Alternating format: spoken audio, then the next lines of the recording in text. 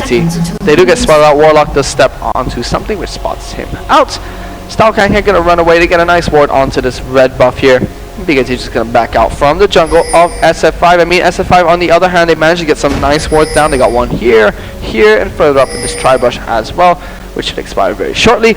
But Bangkok Titans on the other hand, they also got a few wards down in the jungle. They will spot the red. They spotted out the red invade. They spotted out. They do have wards in the red buff itself of SF5. So nice early vision should be able to help out these two teams. That's Warlock, Shadow Dashes. Very fancy. Style Kang style points. Okay, so something about SF5. Currently in the Garena Premier League in the current season, they have yet to pick up a single victory. So they will be, they definitely will be looking to pick up the win here tonight against the Bangkok Titans, and let's see if they will be able to pull off this composition relatively well, like we mentioned earlier. Bangkok Titans on the other hand, if they want to separate themselves from SF5, they need to pick up this game because they are second last right now. They still have a lot more games to play, but if they lose to SF5, they'll be tied for last place because both of them would have picked up a game off each other, which will make it very, very hard for BKT to come back in this league and get into the single elimination stage. That's right. I like the way you kind of pronounce it though. Yes, it's very bad. Wasn't that done? It was on purpose because when I recorded it, I said single elimination like a fool. So this time around we single elimination stage. Okay, we're gonna go back into the game though. Bangkok Titans second. It takes a little bit of poke damage, not surprising coming out from a Caitlyn Fiddlesticks lane though.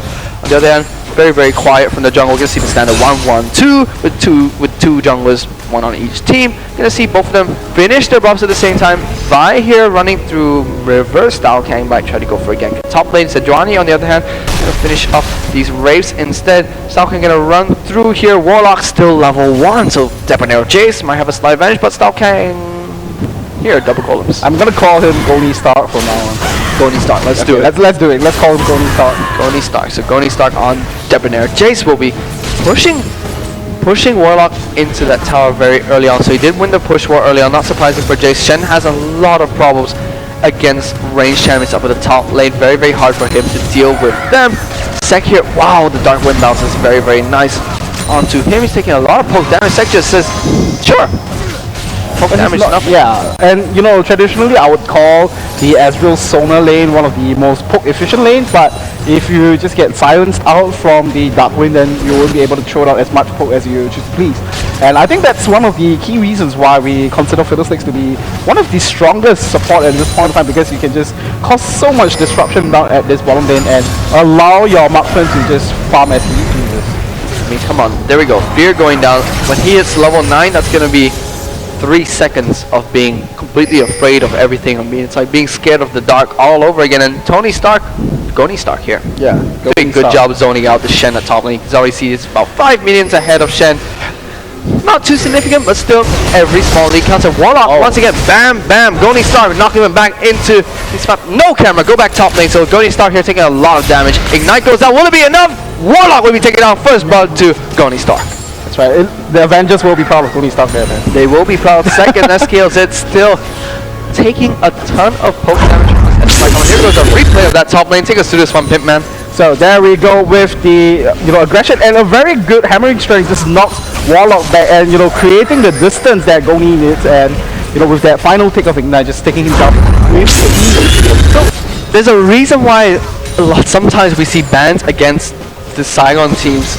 We see a lot of Jace bans against these against these Vietnamese teams, just because they play it very well. I mean, Goni showed his skill on Jace. I mean, ability to poke out Shen is one thing, but the ability to kill him in lane is another. Right, and it was without any jungler assistance as well. It was a pure one-to-one man matchup in that sense, and having that early kill just allows him to build out the early tier of that goddess. So if you have those early items, you'll be able to stack it out far earlier. What am I saying? I'm saying a bunch of earlier. Yes. I have no idea. So things looking good for the for Saigon Fantasy 5 in this game, just because we already have one lane that is significantly beating out the other, being Goni Stark up with the top lane, destroying the Shen. So on the other hand, TQ, he's a little bit behind in terms of minion score, but not too far. Warlock still taking so much damage from Goni Stark, but we have Officer Vi on the case. Stalkang ready to jump for a gank onto Bangkok Titans Sek here. may start charging it up. He does start charging up. The vault breaker will go on to Sek, who will just arcade shift away. That's right. So at that point of time, Stalkang doesn't have the assault and battery ready yet. So you know he could go in for the vault breaker, but Cameron no. Right. So unfortunately, he was unable to connect in that sense. So it will be Sek walking away from that gank easily. Egg here still, while the Dark Wind bounces, the lucky bounce, as Snoopy said so on his stream, getting some good bounces off onto Sek and SKLZ, poking them out. SKLZ doing a good job of keeping Sek rather healthy. The him of what? But we're gonna see Goni get ganked up in the top lane, knocks NDD away, still gets the slowdown though. Goni start trying to run for his life, does have his Flash Veiler, which he will use, and get away from the situation safely, and still throwing back some nice damage. Right, so just firing away a shot plus. Using his modified weapons to its advantage. Right, modified weapons to show some intimidation down onto BKT there. I mean, Goni Star Industries, man, they just supply the best. Better than Hextech. Way better than Hextech. I mean, come on. I don't know if that's the right choice for us to show allegiance here at the castle table right now.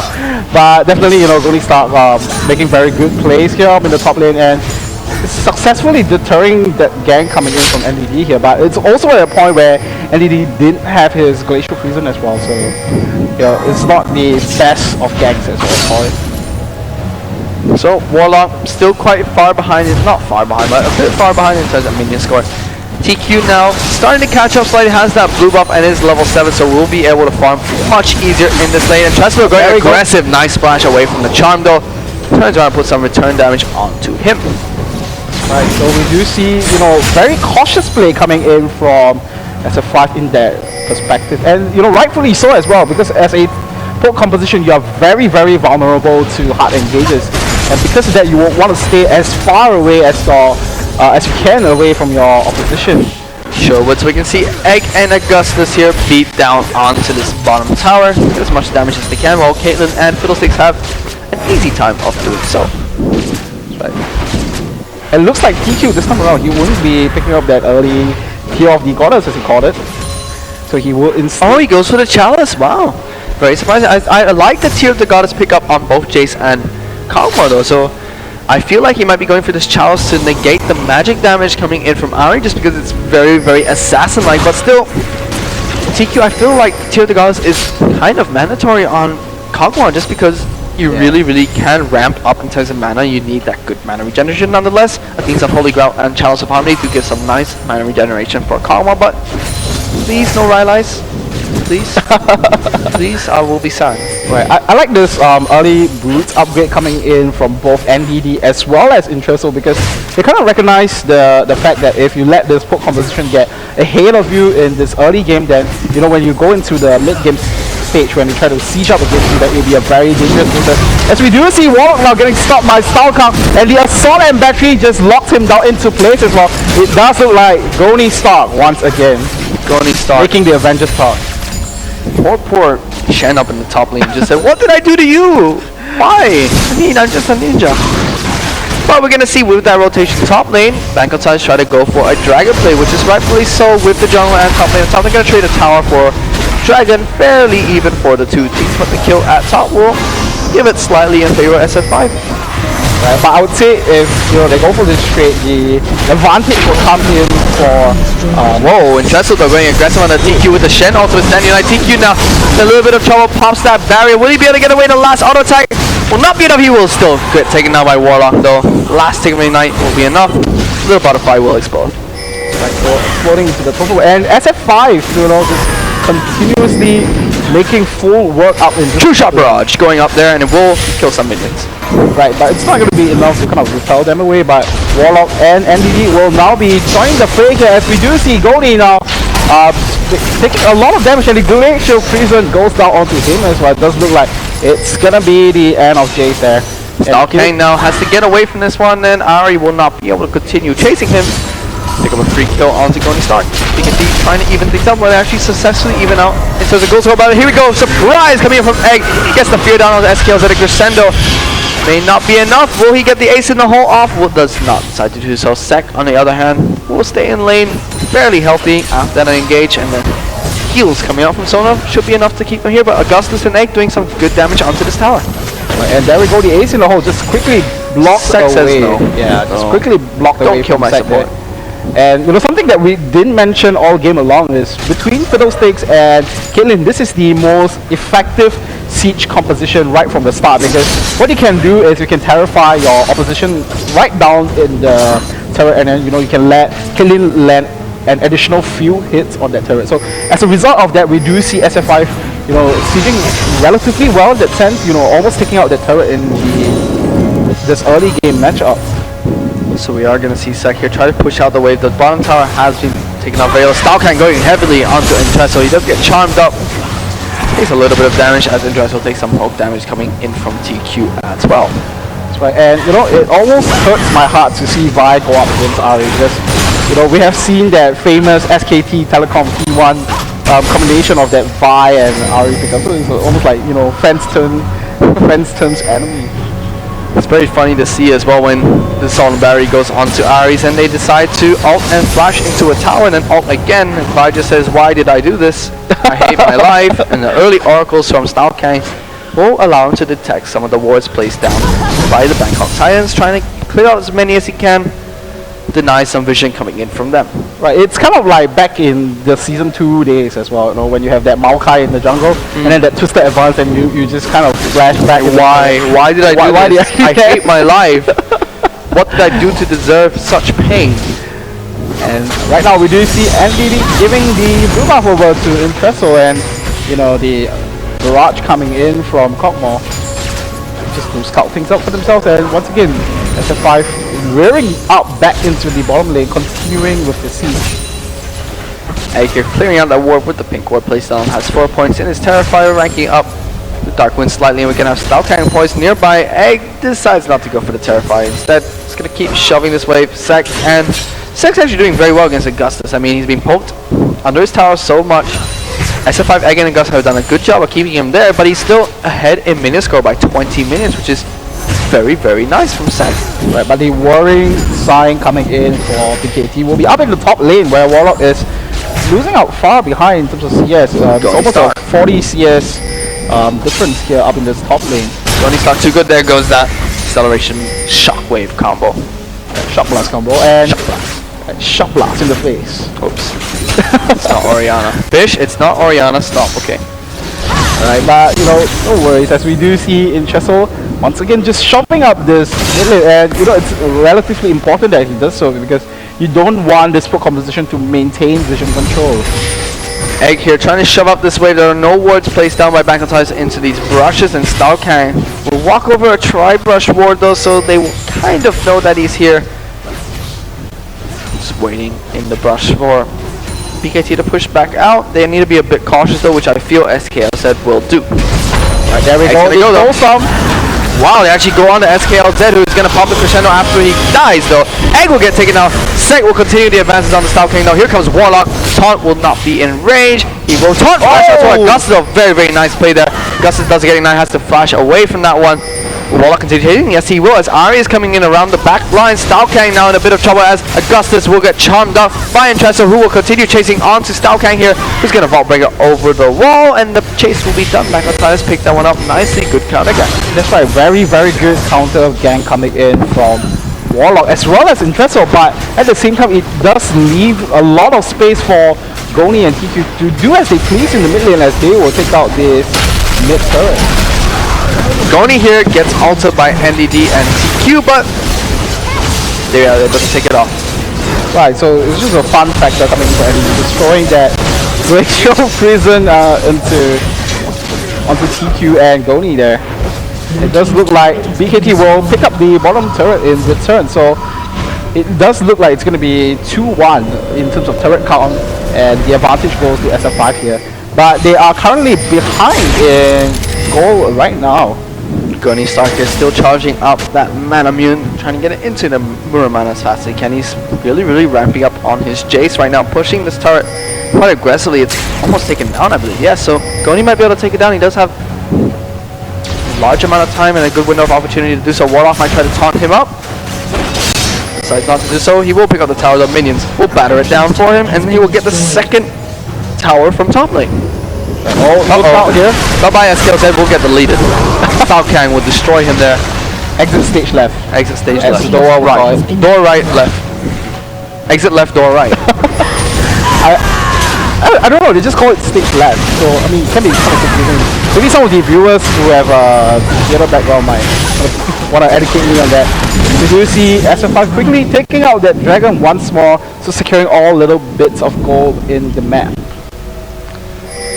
SF5 doing very good this game. They're hungry for their first win in this split of the Korean Premier League. I mean, BKT, they're not abusing their team comp at all right now. They're just letting Saigon walk all over them. I mean, Stao Kang is doing a good job of dewarding and then creating picks against the Bangkok Titans who are coming in to put wards down. That's right. And the thing about SF5 composition is that the thing is that they don't really have a true tank on their side. Yes. So they do have a lot of damage output, but you know, if it gets to a point when Warlock and NDC just becomes this indestructible wall of defense, then it could be quite a worrying sign for them. What is this?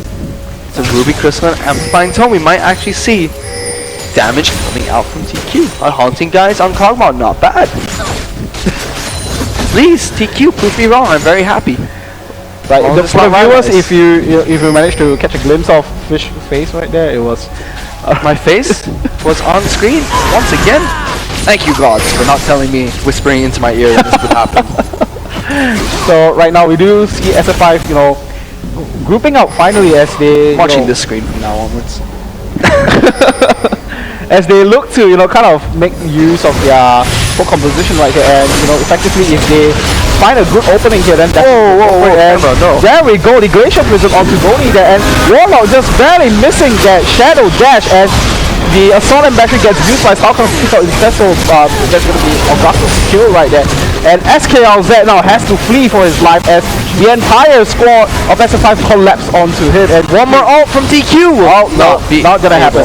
To do so, but 2 for 2, not bad for SF5 because they are able to push into this tower once again. So it will be the second tower that they will pick up, one on top, one at mid lane.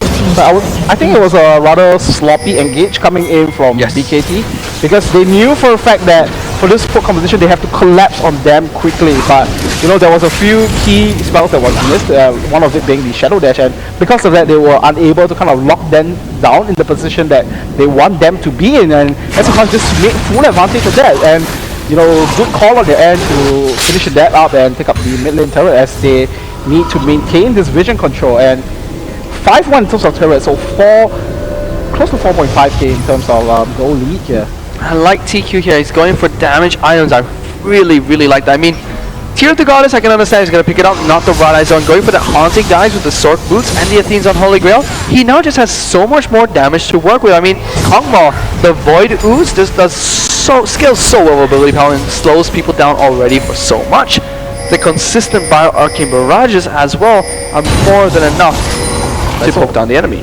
Precisely, and having all those early living on tilting, magic penetration just gonna help him scale up even more scarily than he is now. I mean, even his auto attacks were hurt because the Bio Arcane Barrage, which is correctly named here, does % base damage and scales with ability power. So 4% every hit is not so bad for a Kog'Maw and AP Kog'Maw. Right, and the continuous barrage of the living artillery will definitely just shun BKT away from the area that they want to fight in.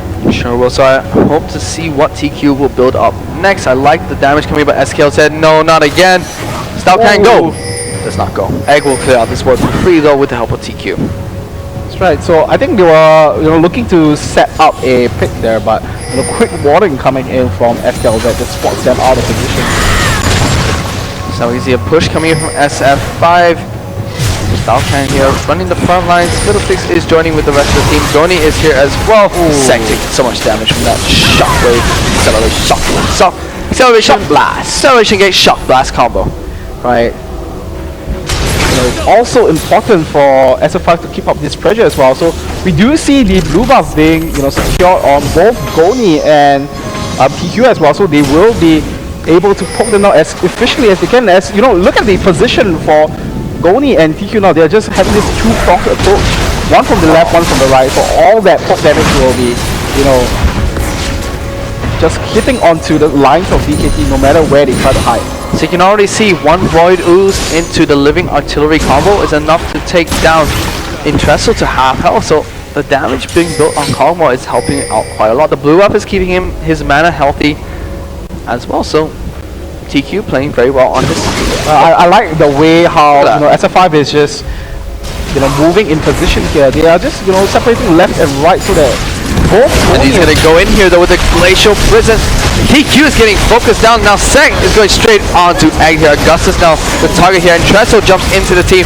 TQ is still kiting and dealing a ton of damage here, but Augustus now will get. No, he will actually take down Intresso first and then go down to the double kill going to Sek. Only TQ living, and I was about to say there, Bangkok Titans need to stop taking this smoke and go for the aggression. A great engage, which they are capable of doing so, and even though they lost a few members, they pick up a lot in return. TQ almost getting taken down there by Sek. Right, so this is the danger that we're talking about. I was almost about to praise, BKT, sorry, not BKT, SF5 for their positioning in there.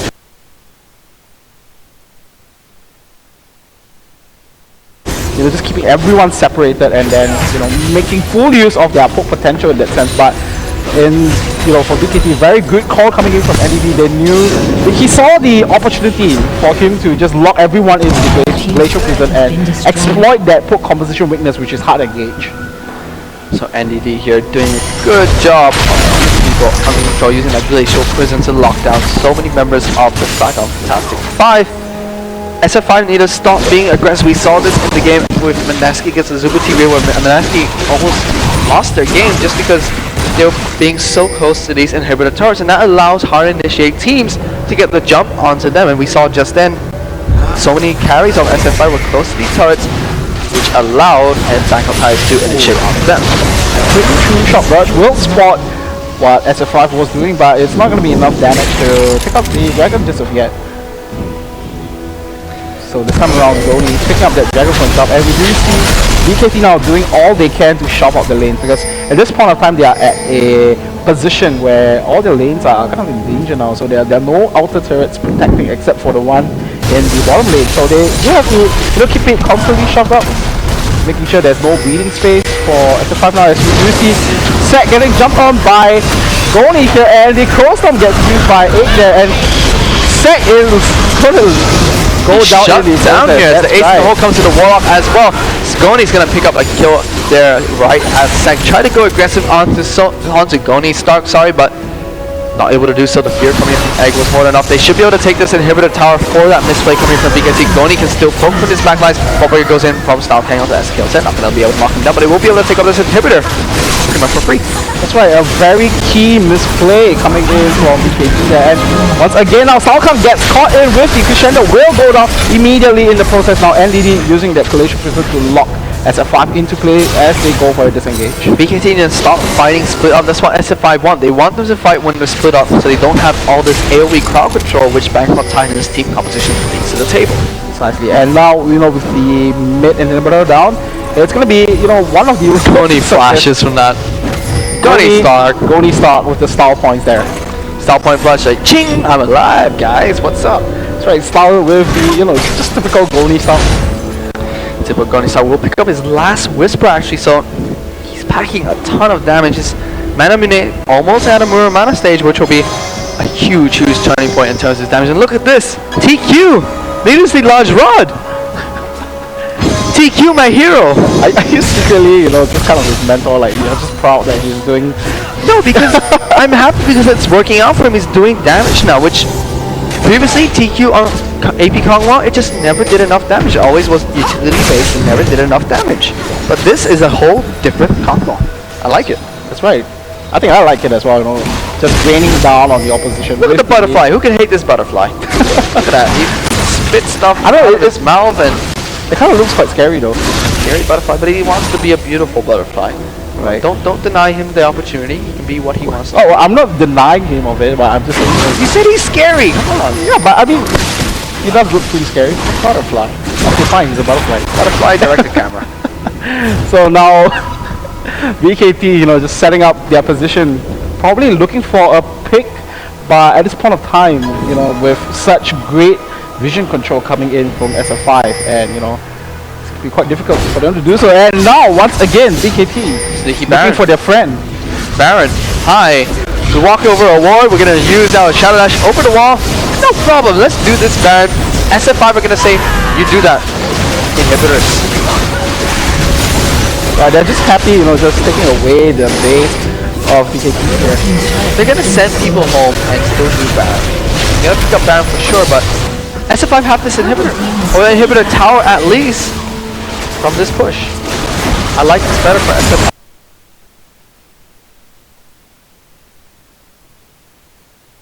Just inhibitor tower, free inhibitor later on, just wait Baron buff out. Right, so I'm kind of questioning this trade coming in from BKT here. Sure, they took out the Baron Nashor objective away from SF5 in that perspective, but at the same time they lose a huge part of their base. Losing that bottom lane, second tier turret, as well as this inhibitor turret, so it opens up more way for SF5 to close up this game. So SF5 really needs to just keep poking, even though they have the Baron buff. They need to just poke around, get puck shots like that onto the inhibitor, and slowly take it down. Don't do the mistake that Mineski made and rush in for it all of a sudden, because that will allow BKT to hard initiate. Look at that! Wow, Sec. So much damage coming in from that shock blast, accelerated shock blast combo. If SF5 keep this up, this might be their first win of this split. Yeah, precisely. So and Didido is going for the hard initiate, gets it onto Staukang. No stun though, just the slow. Augustus now might be able to cut. Here comes the crow star from Egg. Will fear up in Trestle. Staukang going in aggressive on this one. SKZ also taking very low. Warlock's going so low. They'll take it down. Egg might get taken down, but here we go. TQ, look at the damage coming in from those liver artillery. Sec taking on a half health just with 2 alone. Tico gonna flash up Void Ooze. Wow, massive damage, such poke. One more. Come on. Ace in the hole, will it go? No.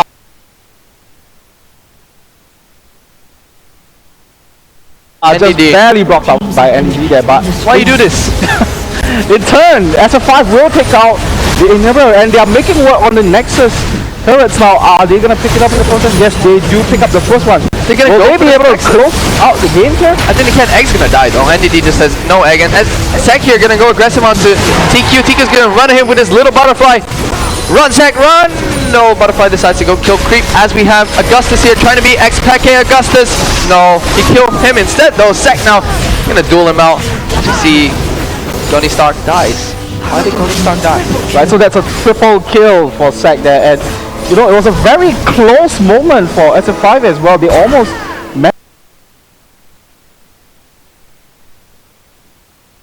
managed to quickly finish off the game in that sense, but nevertheless it was an extremely well-timed push, because they were able to take out the bottom inhibitor as well as the Nexus turret, so they just need to march their way down into one of the lanes and just close out the game, and they just have to be very, very fearful of how they are gonna do it, because BKT still has that immense amount of potential coming in with that AoE wombo combo potential, but at this point of time they are 4.5k ahead and having more items, but Sec now having a good amount of items completed already.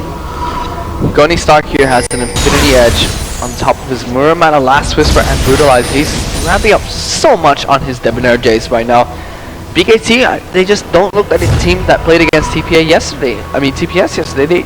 They just looked so confused with their hard initiate team composition right now. I mean, NDD's not getting the initiate he wants, just letting them get poked down and then letting SF5 walk all over them in this game.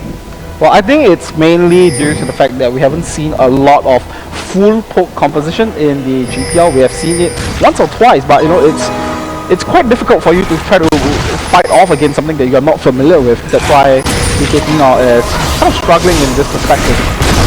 Nice poke coming down once again onto the Bangkok Titans. Baron buff is only on Sec now. The rest of the BKT members do not have that Baron buff anymore. They're probably going to push in for either this top tower or the middle open inhibitor. So SF5 just needs to continue what they do best. Just keep their distance. Make sure you land a few good poke damage coming in from the accelerated shock blast combo, as well as the living artillery as well before going in. TQ here, he has the Rabadon's death cap, so damage, I like this new TQ. I like it a lot. Lots of damage from the living artillery, lots of damage from the Voidus, lots of damage from everything. TQ, damage, yes, good. Maybe he has broken out from his cocoon to become he's now a beautiful butterfly. The beautiful butterfly that he deserves to be. He is the beautiful butterfly. So you're gonna see that poke still rampage the Bangkok Titans. This is gonna get more puck shots onto this inhibitor tower, which they can do because both Augustus and TQ have such high range. Right, and that's the dangerous thing as well. They just need to keep their distance and let Augustus kind of, slowly siege away his inhibitor. So there we go, the two-shot barrage. Wanted to negate some of that and aggression. Again though, missing that glacial prison. So hasty with these engages. I mean, he's meant to force them, but not miss. He needs to hit the glacial prisons and force the engage that way instead of missing it, allowing SF5 to back off and then continue poking. And that's one ultimate down for BKT. Right, so SF5 now still slowly and steadily sieging onto this. They don't want to rush anything here, like we mentioned, making wise decisions. It just looks like they will rotate up. Will they go up into the top lane? Yeah, it does look like that's their next destination of choice. They slowly advance to there, and if they take this out, then it's going to be the last remaining inhibitor of this game, and it's going to be a naked base for BKT. There we go. Here they do. They go on to Egg and Augustus. Augustus is a lot of trouble. He gets taken down by Sec, and Nidito also getting taken down so low. TQ and Goni Stark are still alive though, and he will live with a sliver of health. And just as I was about to say, they should initiate here. They do. Nice splash crescendo coming out from SKLZ. It's enough to lock down so many members of the team. Warlock now going to run into TQ. Will put on some damage. Will he? No, he won't. Nice taunt comes out. Not enough, but Chesso will miss the charm. Right, so very good call coming in from BKT. They knew that they can't possibly afford to give up this top lane turret. So now we do see Sec jumping onto go.